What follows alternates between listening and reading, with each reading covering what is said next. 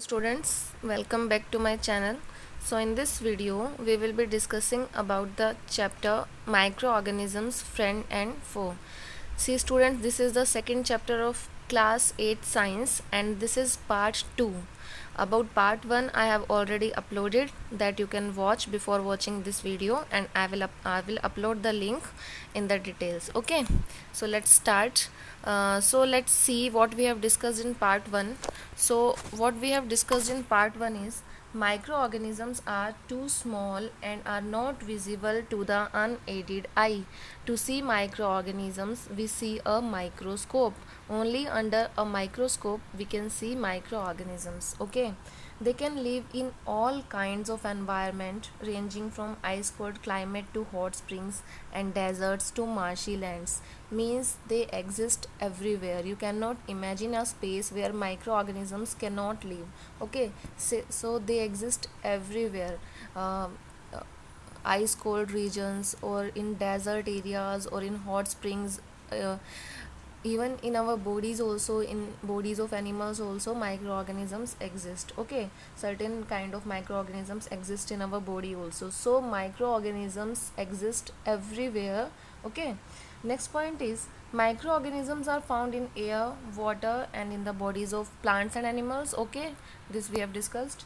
They may be unicellular or multicellular. Unicellular means the organisms that are made up of single cell. Uni means one. Okay, single.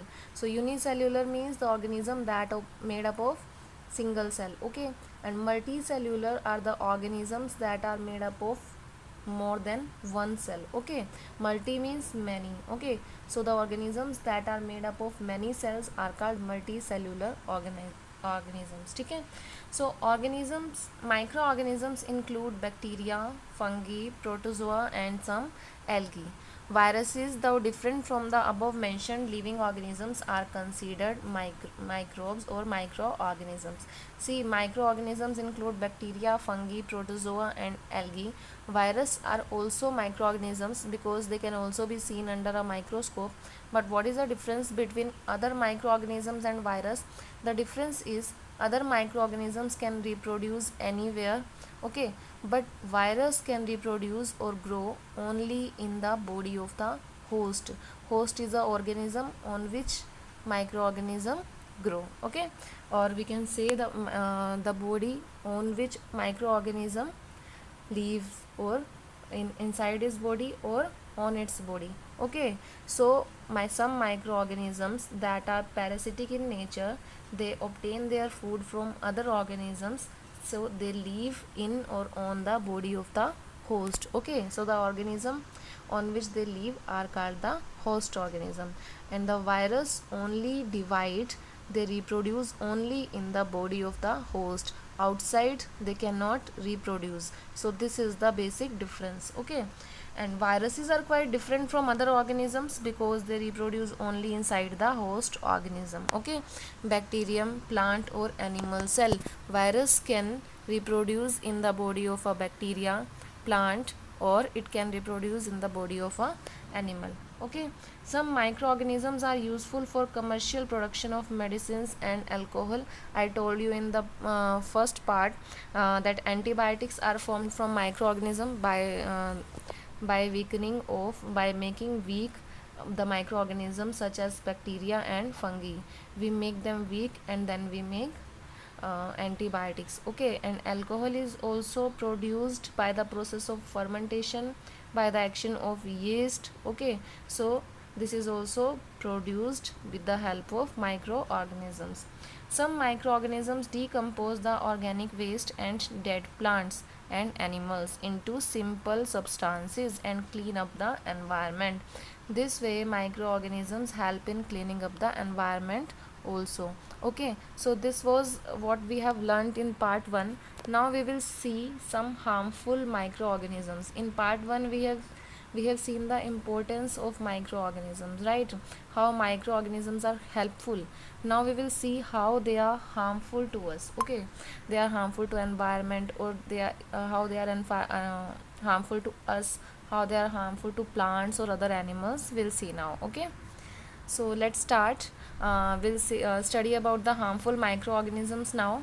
So microorganisms cause diseases in human beings. See, microorganisms are causing disease in humans, plants, animals. Okay, so if they are causing disease, means they are harming us, means they are harmful to us. So here we are discussing about the harmful microorganisms and how they are harmful.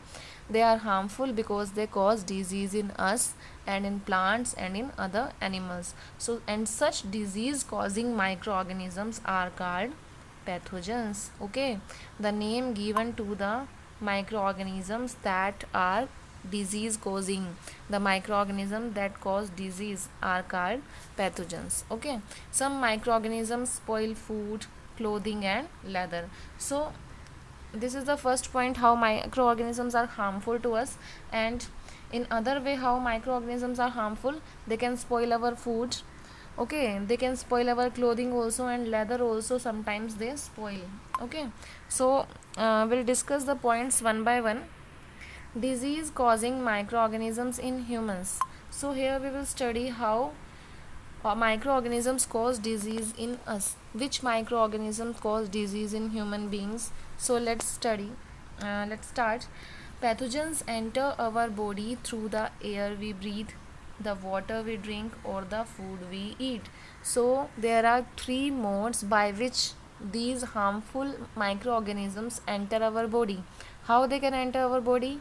From the air that we breathe, okay, from the water that we drink, and from the food that we eat. So from air, water and food, they can enter into our body. Okay, so they can also get transmitted by direct contact with an infected person or carried through an animal. How they are transmitted? Through direct contact with an infected person. See, suppose in your family or in your friends someone is infected by any microorganism, somebody is having viral infection or any bacterial infection. If you will go in contact with him, okay, so that microorganism will attack you also. Okay, so these microorganisms, it can be bacteria or any virus. If you will go in contact of an infected person that is already infected by any microorganism, so you will also get infected. Okay, if you will come in contact with that particular person. Okay, and next is, it can be carried through an animal also. How microorganisms can be carried through animal? You have heard about the malaria, and malaria is caused by a protozoa. Protozoa is a microorganism, right? But you might have seen that mosquito cause malaria, but this is not the fact. Mosquitoes only spread malaria. Okay, malaria is caused by protozoa, and mosquitoes spread that protozoa, that microorganism, from an infected person to a healthy person. Okay, so here mosquito is a carrier. Okay, so this way microorganisms can be carried through animals. Okay, next is microbial diseases that can spread from an infected person to a healthy person through air, water, food, or physical contact are called communicable diseases. You know the meaning of communication. Communication means getting to know each other, when you talk with each other. Okay, a type of what we can say, communication means interaction with another person. Like this, microorganisms also spread.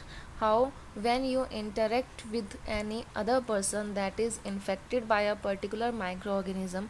Okay, so because of that interaction, you might also get infected from that microorganism. That's why these diseases are called communicable diseases. So what are communicable diseases? The disease that can spread from an infected person to a healthy person. Okay, so how these disease spread through infected person to healthy person? Through air. Okay, if that infected person sneezes in the air and his water droplets comes in contact with you. Okay, so through air, this is how microorganisms makes contact with a healthy person. Okay, and with water also, with food, or with physical contact also, these microorganisms spread from an infected person to a healthy person. Okay, that's why these diseases are called communicable diseases, and these are also called infectious diseases. Infectious means infection. Okay, so the diseases that are caused due to infection are called infectious diseases.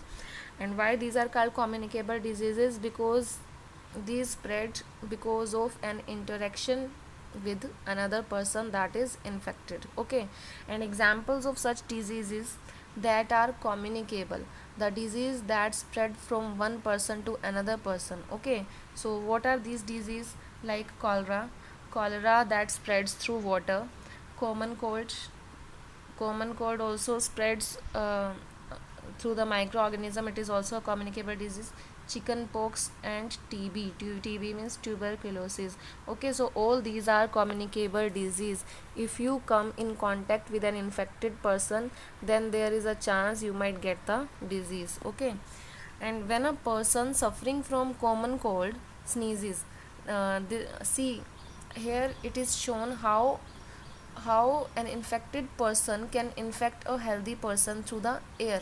So how it happens? When a person suffering from common cold sneezes, okay, then fine droplets of moisture that are released from his mouth or nose, that have thousands of those microbes or those viruses, those microbes will spread in the air. Okay, suppose the infected person has a viral disease, so it has virus in its body, many millions of virus in its body, okay, are there. So when the person will sneeze, then the droplets of its moisture carrying thousands of viruses, it will spread in the air. Okay, and the virus may enter the body of healthy person when it will breathe in that same air. Okay, so this is how infection spreads. Okay, so the question is, how do you prevent the spread of communicable diseases?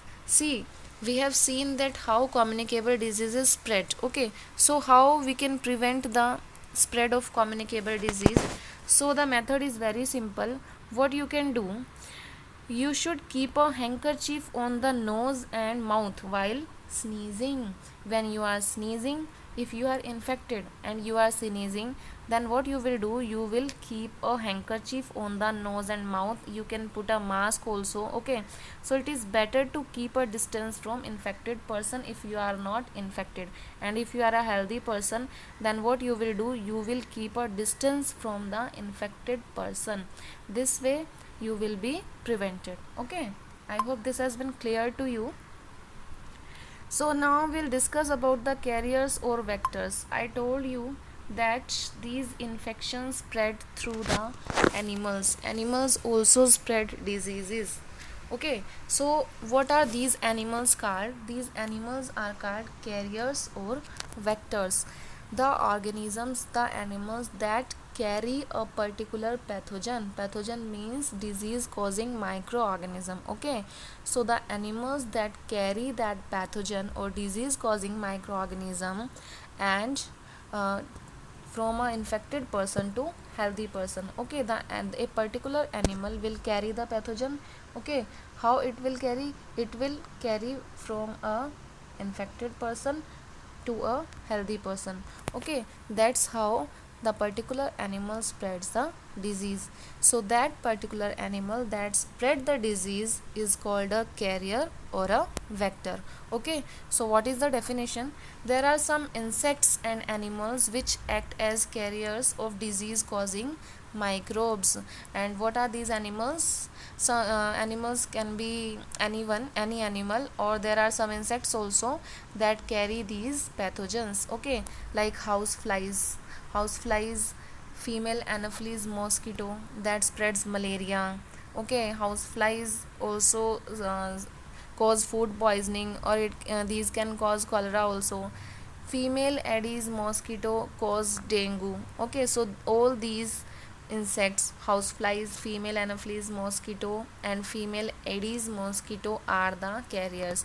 Here is a picture of female anopheles mosquito. Okay, so now the question is, how can we control the spread of malaria or dengue? We know that malaria and dengue are spread by insects. Malaria is spread by female anopheles mosquito and dengue is spread by female Aedes mosquito. How can we control these diseases? How can we control spreading these diseases? So what is the solution? What we can do, if we will prevent the spread of, if we will prevent the spread of mosquitoes, okay, those mosquitoes which spread the infection, in this way we can prevent the spread of that disease. Okay, and in this way we will be prevented. You know that mosquitoes the sorry you know that mosquitoes breed in water. Okay, mosquitoes breed in water, so we should not let water collect anywhere, right? In coolers, in tires, flower pots, etc. In all these things we should not let the water to collect. So by keeping the surroundings clean and dry, we can prevent mosquitoes from breeding. So like this we can prevent the mosquitoes and we can prevent the spread of these type of disease. Okay, so here are some common human disease that are caused by the microorganisms. Let's see one by one. First is TB or tuberculosis, that is caused by a bacteria, that is uh, caused by a bacteria, and mode of transmission is air. Okay, and the bacteria name is Mycobacterium tuberculosis that cause TB. Okay, and measles is spread by virus and it is also transmitted through air. Okay, chickenpox is also spread through a virus and it is transmitted through air or by contact. Okay, and polio is also spread through virus and it is transmitted through air or water. So what are the preventive measures? How can we prevent the spread of these diseases?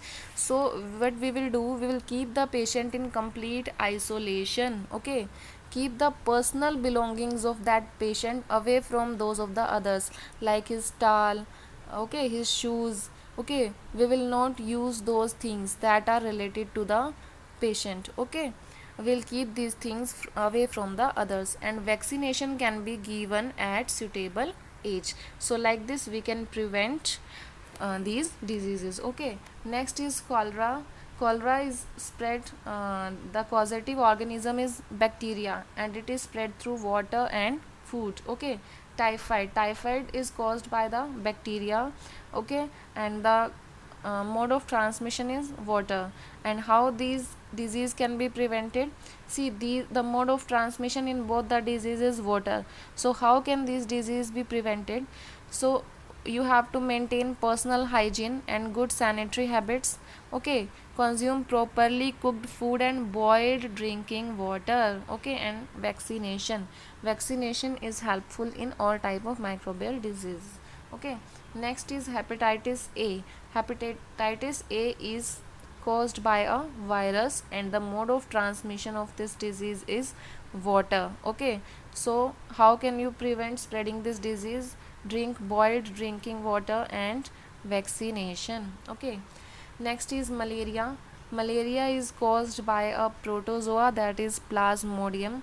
Okay, and mode of transmission is a carrier, that is a mosquito, that is female anopheles mosquito. So how can you prevent this disease? Use mosquito net and repellents, mosquito repellents like Odomos. Okay, spray insecticides and control breeding of mosquitoes by not allowing water to collect in the surroundings. We should not let water to collect anywhere in our surroundings. If water will be collected, then mosquitoes will definitely breed there and they will cause disease. They will spread many disease. Okay, they will act as carriers and they will cause many disease. Okay, clear? And you must have heard about one more disease nowadays, that is COVID-19, right? And the causative microorganism of COVID-19 is a virus. Okay, and mode of transmission is it can be transported through air. Okay, when a person infected person sneezes, and it can be transported by direct contact. And what are the preventive measures for COVID-19 or coronavirus? So the preventive measures for that is complete isolation, don't come in contact with an infected person, right? And there is still no vaccination, so vaccination, if vaccination will be there, then it will be prevented completely. Okay, if now there is no vaccination, so what we can do, we can be isolated. We should check our contact with an infected person. Okay, we should not come in contact with the infected person, right? Yeah. Disease causing microorganisms in animals. Okay, in previous slides we have discussed about the disease causing microorganisms in humans, okay, in us. Now we'll discuss about the disease causing microorganisms in other animals. Okay, so first disease is anthrax. Anthrax is a dangerous human and cattle disease. Cattle means these cow, buffalo, okay, that is caused by a bacterium. Okay, anthrax is caused by Bacillus anthracis, that is a bacteria, and it is a very deadly disease in cattle, in milk giving animals, okay, like in cow, buffalo. It is a very deadly disease. Okay, next is foot and mouth disease. Foot and mouth disease is also a disease of cattle, and it is caused by a virus. Okay, in the symptoms of this disease are the blisters on the foot and mouth of the cattle. Okay, so here is a scientist, you can see, he is Robert Koch. So in 1876 he discovered the bacteria Bacillus anthracis, which causes the anthrax disease. So these are two common and deadly diseases that are caused by microorganisms in animals. Okay, so now we will see the microorganism that cause disease in plants. Okay, so there are several microorganisms that cause disease in plants, like wheat, rice, potato, sugarcane, orange, apple, and others. These are the plants in which microorganisms cause diseases. The disease reduce the yield of crop. If a plant will be infected by a microorganism, then its yield will be affected. Okay, its quality, its quantity will be affected. Okay, so these can be controlled by the use of certain chemicals which kill the microbes. So how can these plants be prevented from these microorganisms? By spraying some chemicals. Okay, by treating those plants with some chemicals, these disease can be prevented. Okay, so here is a table given in which some common plant disease are given. Okay, so let's see. First plant disease is citrus canker. Citrus fruits, you know, like orange, lemon. Okay, so this is a common disease in citrus fruits, and the causative microorganism is bacteria. The disease is caused by a bacteria, and mode of transmission is air. Okay, you can see in the figure, it is a figure of lemon. You can see how there are small patches on this. So this is citrus canker disease. Next is rust of wheat. Okay, so the causative microorganism is fungi. It is caused by fungi, and it is spread through air and seeds. You can see the picture, yellow spots you will see on the plant. Next is yellow vein mosaic of bhindi or okra, you know, lady finger or okra. So this is caused by a virus, and the causative organism is a virus, and mode of transmission is a carrier, that is a insect. You can see the picture. In this, what happens, the leaves of okra plant, you know, there are veins in a leaves. Like this is a leaf, there are the veins, these are the lines, these lines are called veins. These veins become yellow in color. That's why this disease is called yellow vein mosaic of bhindi. Okay, so these are the disease that are caused in plants by the microorganisms. Okay, So our next point is food poisoning. Okay, food poisoning is also caused by microorganisms. By the action of microorganisms, our food gets spoiled. Okay, so if the food gets spoiled and if we consume that food, it causes food poisoning in our body. So let's see. Food poisoning could be due to the consumption of food spoiled by some microorganisms, right? Microorganisms that grow on our food sometimes produce toxic substances. Okay, if food is affected by microorganisms, food comes in contact with microorganisms, then these microorganisms grow on our food and they produce toxic substances in the food, and this make the food poisonous. Okay, and that poisonous food cause serious illness and sometimes even death also. So it is very important that we preserve food to prevent it from being spoiled. If you want that your food would not be spoiled, then what you can do, you can preserve the food. What do you mean by preservation? Preservation means keeping food for a long time. And how can you keep food for a long time without its spoilage? Let's see this in the next slide. Okay, so our next topic is food preservation. Now we'll discuss about food preservation. So what is food preservation? Why food needs to be preserved? Okay, so food needs to be preserved to prevent it from spoiling. Okay, to prevent the attack of microorganisms. Okay, so food needs to be spoiled to prevent the attack of microorganisms, because if microorganisms attack, the food will get spoiled and it will cause food poisoning if we will eat that food. Okay, so there are some methods used to preserve food. So now the question is how we can preserve our food. There are some common methods by which we can preserve our food for a longer time. Let's see one by one. First is the chemical method.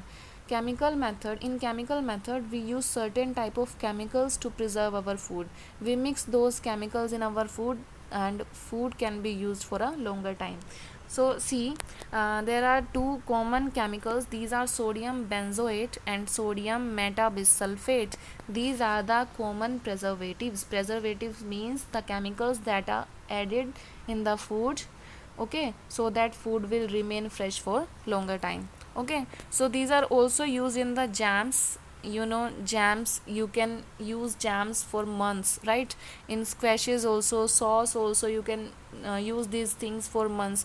How these can be used for months? How these things cannot be spoiled? Because we use sodium benzoate and sodium metabisulfate. We use preservatives to preserve the food. Okay, next is preservation by common salt. Common salt is the salt that we use in our kitchen. So if you have seen, meat and fish are covered with dry salt. Okay, meat and fish, to preserve these things, meat and fish, they are covered with dry salt to check the growth of bacteria. If they will not be covered with the salt, then bacteria will grow there. Okay, if these things, meat or fish, are covered with salt, then bacteria will not grow. Okay, salting is also used to preserve amla, raw mangoes, tamarind also. So by putting salt, we can preserve these things for a longer time. Next is preservation by sugar. So jams, there is a lot of sugar in jams, in jellies, in squashes. There is a lot of sugar in all these things.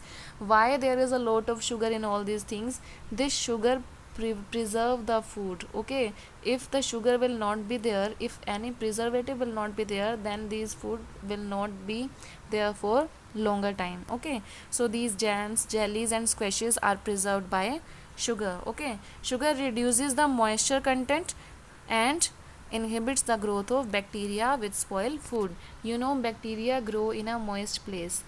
More the moisture, more the bacterial growth, right? So what is the role of sugar? Sugar reduces the moisture. Okay, if moisture will be reduced, then the growth of bacteria will also be reduced, right?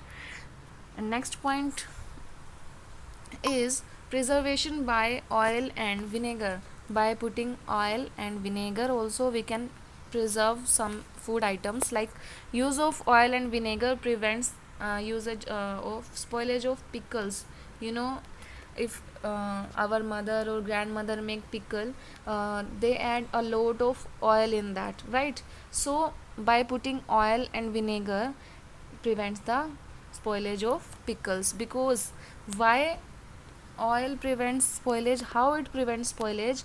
Because bacteria cannot live in such an environment. Okay, bacteria cannot live in environment where oil is there, so bacteria will not grow if we put oil. Okay, vegetables, fruits, fish, meat are often preserved by this method, by putting oil and vinegar.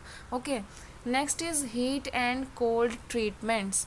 Heat treatment, in heat treatment we will see boiling. If you will boil something, then bacteria or other microorganism gets killed. You know, you boil milk. Why you boil milk? To kill the microorganisms. Okay, if you will not boil, then it will soon get spoiled, right? So in heat treatment, what we'll do, we boil the food items. Okay, and in cold treatment, next is the cold treatment. In cold treatment, what we do, we refrigerate the food items. You know, we cook food, and the leftover food we put in the refrigerator. And why we put in the refrigerator? So that we can use that food again. Okay, if we will not put the food in refrigerator, if we will keep the food outside, then what will happen? The food will get spoiled. Okay, so this is called cold treatment. By refrigerating or by lowering the temperature, we can prevent the growth of microorganisms, and we can save our food from spoilage. Okay, and next process is pasteurization. Pasteurization is also a type of heat and cold treatment. So what happens in pasteurization process? It is especially the process for milk. If you have brought a packet of milk from market, you will see on the packets it is written pasteurized milk. So what is the meaning of this pasteurized, or how the milk is pasteurized? We'll see now. So the milk is heated to about 700 degrees Celsius for 15 to 30 seconds. Okay, the temperature is so high. See, 700 degree Celsius. Oops, sorry, it is a mistake. It's not 700, it is 70 degrees Celsius, because that so much temperature is not possible. Sorry, 70 degrees Celsius. The milk is heated to around 70 degrees Celsius for 15 to 30 seconds. Okay, and then suddenly chilled and stored. Okay, it is heated to 70 degrees Celsius only for 15 to 30 seconds, and then what we do, we suddenly chill it and store. Okay, so we are giving it heat treatment and then suddenly the cold treatment. So by doing so, it prevents the growth of microbes. Okay, this will prevent the growth of microbes. So this process was discovered by Louis Pasteur. You can see the name Pasteur.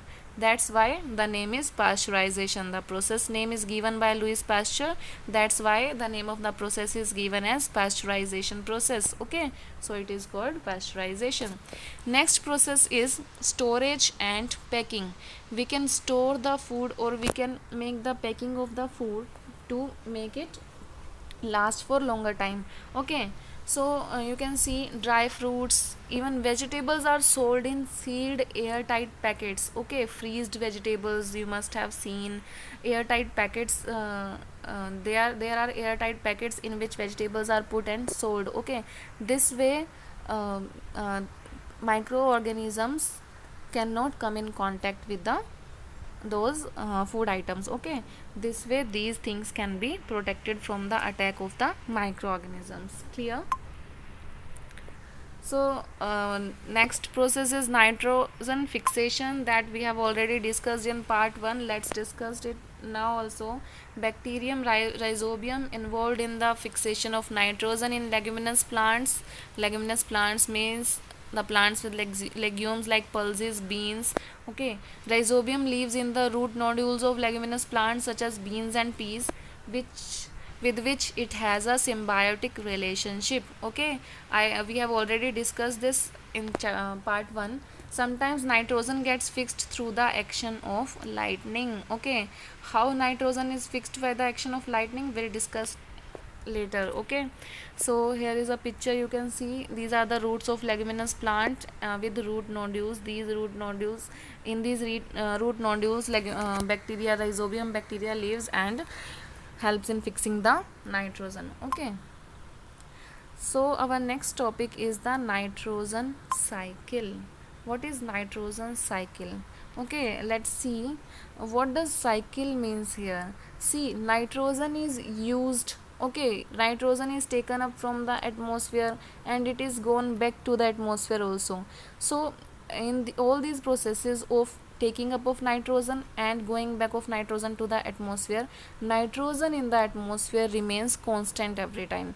That's why the name is cycle. Okay, that's why it is called nitrogen cycle. So what happens in nitrogen cycle?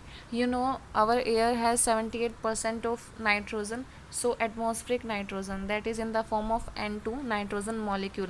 So our air has a lot of nitrogen. So what happens to that nitrogen? See, you can see the directions. Atmospheric nitrogen is taken up by the rhizobium bacteria, that is nitrogen fixing bacteria and blue green algae, and nitrogen is fixed there, and that fixed nitrogen, or the means we can say the nitrogen that can be used by the plants. So this nitrogen will be used by the plants. Next, you can see bacteria fix nitrogen into nitrogenous compounds. Okay, what bacteria do? Bacteria fix the nitrogen into nitrogenous compounds, more complex compounds. Okay, and then the compounds of nitrogen in the soil. Now we have the soil enriched with nitrogen, right? Then what will happen to this nitrogen that is in the soil? First thing, these nitrogenous compounds will be taken up by the plants, right? These the nitrogen that is fixed by bacterias, and that is also fixed by lightning. See here, lightning also fix the nitrogen. Okay, so there are two processes by which nitrogen is fixed. First, both are the natural processes. Okay, we are talking here about the natural processes only. First is the nitrogen fixation by the action of rhizobium bacteria. Next is the nitrogen fixation by the action of lightning. So by both the processes, soil will be replenished with the nitrogen, and from this soil plants take up this nitrogen to make up their proteins. Okay, so from these plants, you know, animals eat plants. If animals will eat plants, then nitrogen content will go to the animals, right? And animals, when animals will generate the waste by excretion, they excrete and they will generate the waste. Okay, and when they will die, then this nitrogen will again be added into the soil. Okay, so this way this cycle will continue, right? And this nitrogen will added into the soil, and this is taken up by plants. Then how will nitrogen go back to the atmosphere? Now we will see. Okay, now see this arrow here. This the nitrogen present in the soil. Okay, what happens to this nitrogen? Bacteria turn compounds of nitrogen into gaseous nitrogen. See, there are some bacteria, those are called denitrifying bacteria. What these type of bacteria do? These bacteria turn these compounds of nitrogen into gaseous nitrogen, means N2, and this gaseous nitrogen will again be added to the atmosphere in the form of atmospheric nitrogen. In this way, nitrogen in the atmosphere will remain constant. Okay, so this is the nitrogen cycle, and this was your chapter. So let's see what we have learned. What were the important words that we read in the chapter? First is a carrier. Carrier can be any animal or insect that carry a microorganism that carry a pathogen to cause disease. Nitrogen cycle we just discussed. Pasteurization is a process of heat and cold treatment in which milk is heated to about 70 degrees Celsius for 15 to 20 seconds, and then it is cooled suddenly and refrigerated. Okay. Communicable diseases are those that spread from one person to another person. We can say from infected person to a healthy person. Nitrogen fixation is the process by which nitrogen is fixed. Okay. Pathogen is the disease causing microorganism. The microorganism that can cause disease is called a pathogen. Okay, let's see some important points. Protozoans cause serious disease like dysentery and malaria. Okay, some of the microorganisms grow on our food and cause food poisoning. Food preservation is important to prevent its spoiling, and there are many methods we have discussed about food preservation. Some microorganisms reside in the root nodules of leguminous plants. They fix nitrogen from air into soil and increase the fertility of the soil. Okay. Some bacteria and blue-green algae present in the soil fix nitrogen from the atmosphere and convert it into nitrogenous compounds. And certain bacteria convert these compounds of nitrogen that are present in the soil into the nitrogen gas, which is released into the atmosphere. That's how this nitrogen cycle gets completed, and nitrogen in the atmosphere remains constant. So there are some questions I have put in this last slide, so let's discuss, and I'll request you to pause this video and try to solve this question yourself. Then you can watch the answers by playing this video again. Okay, so let's start. First is microorganisms can be seen only with the help of a microscope. Okay. Next is blue-green algae fix dash directly from air to enhance fertility of the soil. What blue-green algae fix? It fix nitrogen. Okay. Next is alcohol is produced with the help of yeast. Next is cholera is caused by a bacteria, and the bacteria name is Mycobacterium cholerae. Okay. Next are the next question is match the organism in column A with their action in column B. Okay, you have to match column A with column B. So first is bacteria. What is the action of bacteria? So we'll match this with causing cholera. Okay, bacteria cause cholera, right? And next is rhizobium. The action of rhizobium is fixing of nitrogen. Lactobacillus helps in setting of the curd. Okay, yeast helps in baking of bread. A protozoan cause malaria. A virus cause AIDS. Okay, AIDS is a disease that is caused by a virus. Next, look here, tick the correct answer. You have to choose the best answer. Okay, yeast is used in the production of, the answer is alcohol, right? The following is an antibiotic, so the answer is streptomycin. Okay, streptomycin. Carrier of malaria causing protozoan is female Anopheles mosquito. Okay, the most common carrier of communicable disease is ant, housefly, dragonfly, spider. So the answer from these option is housefly. The bread or idli dough rises because of growth of yeast cells. Okay, the process of conversion of sugar into alcohol is called fermentation. The process is called fermentation. So students, that's all for today. The chapter has been completed here. I hope you have liked this video.